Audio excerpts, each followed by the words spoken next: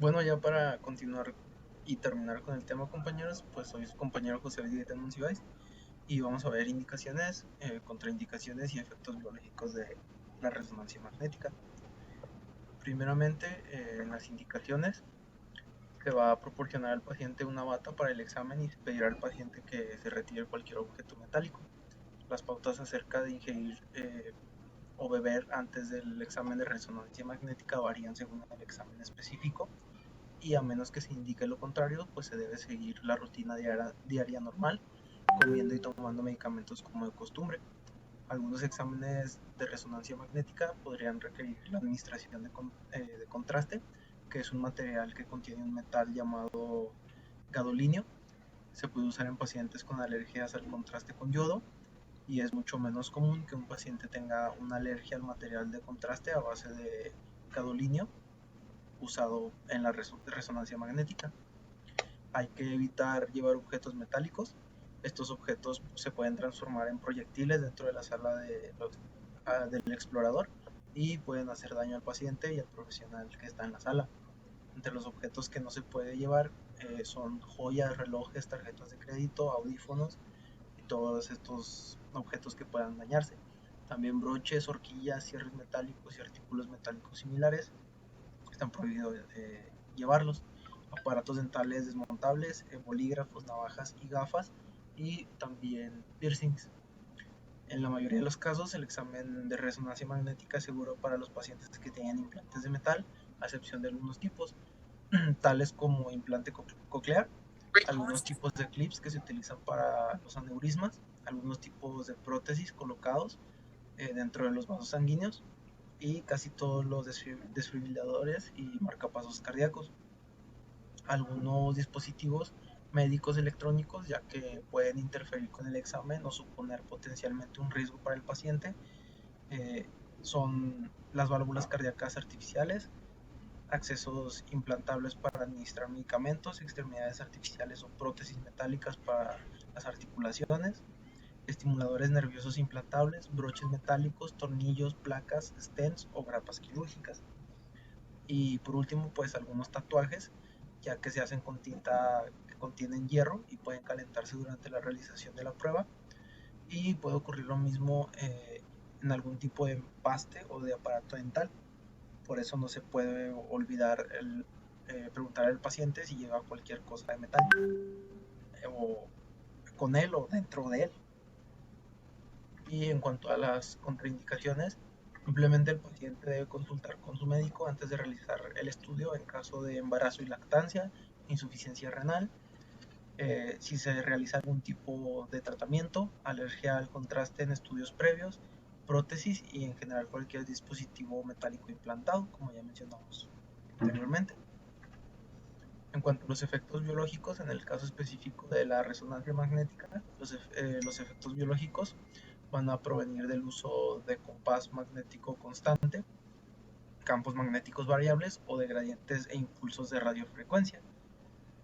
A continuación, pues vamos a mencionar cada uno de estos. Primeramente, va hablando de campos magnéticos intensos constantes. Van a haber tres mecanismos de interacción que existen con los campos magnéticos constantes y van a estar descritos desde la biofísica. El primero de ellos es el magneto mecánico y explica la alineación y traslación de los momentos magnéticos moleculares con el campo magnético externo. Es un factor dependiente tanto de la intensidad del campo magnético externo como de su variación en aspecto a la posición. Por ejemplo, la alineación de las moléculas de rodopsina, que son componentes de los bastones retinales con campos magnéticos muy intensos, va a crear un estrés mecánico que va a generar falsas excitaciones, lo cual nos va a dar lugar a la inducción de magnetofosfenos. Se ha planteado que este tipo de interacciones puede afectar los procesos de coagulación al alinear el fibrinógeno y también que el flujo sanguíneo puede verse afectado por el ordenamiento de los eritrocitos oxigenados. Pero en el cuerpo humano la energía térmica en la que dichas moléculas están inmersas hace que prevalezca el movimiento térmico o browniano, lo que nos hace un fenómeno despreciable. Un estudio en campos magnéticos intensos mostró que la fuerza inducida es solo de 1% de la intensidad en un campo de 4 teslas. La segunda interacción se refiere a el magneto hidrodinámica, la cual se va a analizar la interacción del campo magnético con el flujo sanguíneo. Este tipo de análisis evidenció que el cambio en la presión vascular es menor al 0.2% y expuso que no existen cambios significativos en el sistema circulatorio para campos menores a 10 teslas. Asimismo, se encontró que los voluntarios sometidos por una hora en campos de 8 teslas no mostraron cambios de la presión sistólica ni diastólica, ni en el patrón de respirado ni de frecuencia cardíaca. Adicionalmente, el flujo de iones en los vasos a un campo magnético va a inducir un potencial eléctrico en estos. La superposición de este potencial inducido va a modificar la amplitud de la onda T en un electrocardiograma, pero estos potenciales son mucho menores que los límites que inducen la estimulación cardíaca. De la misma forma, este potencial de acción en las fibras nerviosas periféricas se ve alterado, pero es requerido un campo muy intenso del orden de 24 teslas para reducir la conducción de las neuronas en un 10%. Y por último, el tercer mecanismo muestra los efectos magnéticos en las reacciones químicas. Este va a explicar la modificación de la cinética de las reacciones que usan radicales como productos intermedios. El efecto directo se da entre iones con un enlace, pero en un ambiente con una viscosidad como la del agua se va a necesitar campos magnéticos muy intensos de unos 10 millones de teslas para producir una fuerza de Lorentz, que es comparable con la energía de enlaces de los iones. Con base a este tipo de evidencia, la ICNIRP, que es la Comisión Internacional de Protección de Radiación No Ionizante, divide la exposición en normal, controlada y experimental, dependiendo de las intensidades a las que esté sometido, y va a recomendar los límites de exposición para personal ocupacional y público en general. Estos, estos, este, estas recomendaciones pues las tenemos en esta tabla, donde el límite superior de la exposición controlada se debe a la falta de información sobre los posibles efectos a campos más altos, y el límite para el público en general se obtiene al aplicar un factor de reducción de 0.2 para el límite ocupacional. Y después tenemos los campos magnéticos variables. Los campos magnéticos variables están relacionados con las gradientes de campo magnético y los cambios en el tiempo cuando estos se usan. Los gradientes de campos magnéticos en resonancias magnéticas están generalmente en 2 órdenes de magnitud por debajo de los usados como fijos. Este tipo de radiación electromagnética es de baja frecuencia y por lo tanto se va a depositar pequeñas cantidades de energía. Es por esto que su interacción es considerada una interacción atérmica, pero sus efectos deben ser tomados en consideración, ya que hay fenómenos asociados que tienen consecuencias biológicas significativas.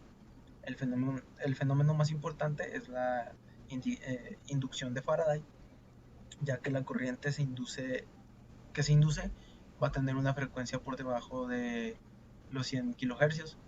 En este rango de frecuencias, la conductividad de la membrana es varias órdenes de magnitud más baja que la del fluido intra y extracelular, lo cual nos va a llevar a la inducción de un potencial a través de esta. Cuando el voltaje inducido está por encima del umbral, puede estimular las células nerviosas y musculares. El factor que puede provocar las corrientes mencionadas aparece durante una secuencia de resonancias magnéticas al encender o apagar los gradientes. Es decir, vamos a tener variaciones de campo magnético con el tiempo, y serían requeridos gradientes de campo altos del orden de 6000 teslas por segundo aproximadamente para alcanzar la estimulación del miocardio, ya que los rangos de operación clínica se encuentran muy por debajo de este valor. Esto no es considerado como una contraindicación, y para la estimulación nerviosa periférica, estudios en humanos han establecido el límite de aproximadamente 200 teslas por segundo.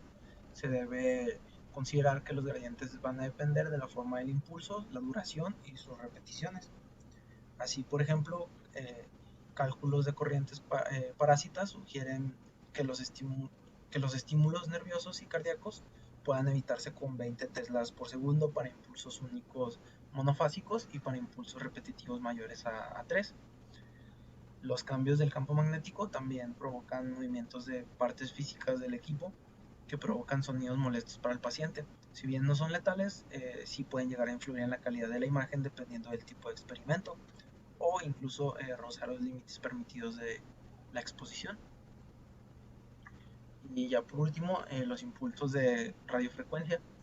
Las frecuencias de los campos de radiofrecuencia usados en la resonancia magnética están por debajo del orden de decenas de megahercios. Para estas frecuencias, la conductividad de la membrana celular va a ser comparable con la del líquido intra y extracelular, lo cual va a implicar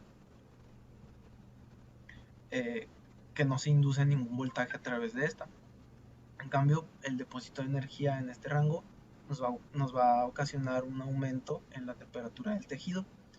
Dicho aumento depende no solo de las características de la radiación incidente, sino que también de las del tejido, más específicamente de su conductividad y de su flujo microvascular o la perfusión. El depósito energético va a estar caracterizado por la energía absorbida por unidad de masa y por el tiempo, conocida como la tasa de absorción específica o SAR por sus siglas en inglés, y va a estar relacionada con la corriente inducida, la magnitud del campo eléctrico y la densidad del tejido irradiado.